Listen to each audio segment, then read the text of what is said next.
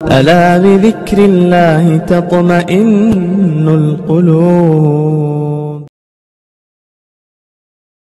ایک صاحب جو ہے کار میں جا رہے تھے غیر مسلم،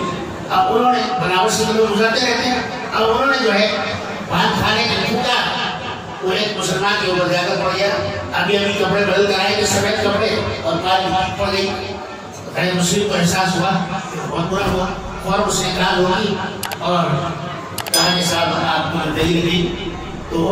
مسلمان نے کہا کہ کوئی بات نہیں، آپ نے راستے چلتے ہوئے تھوکا ہے، آپ کا تو ارادہ مجھ پر تھوکنے کا نہیں تھا، بس میں دھو لیتا ہوں،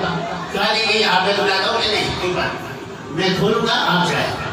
لیکن وہ کار والا وہی کھڑا رہا اور پانی ڈالتا رہا، اور پھر جب وہ صاف ہو گیا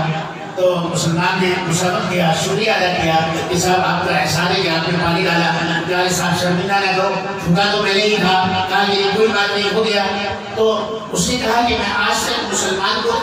نفرت سے دیکھتا تھا، لیکن آپ کو اتنی چھوٹی سی بات سے آپ نے میرے دل میں گھر بنا دیا، چھڑا بنا دی، اور آج میرے دل سے مسلمان کی نفرت نکل گئی۔ میں یہ عرض کر رہا ہوں کہ یہ چیزیں جو ہیں ہمارے اندر عام ہونی چاہیے، یہ ہمیں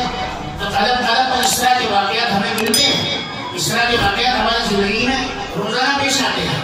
ہمیں ہمیشہ جو ہے اخلاق سے پیش آنا چاہیے۔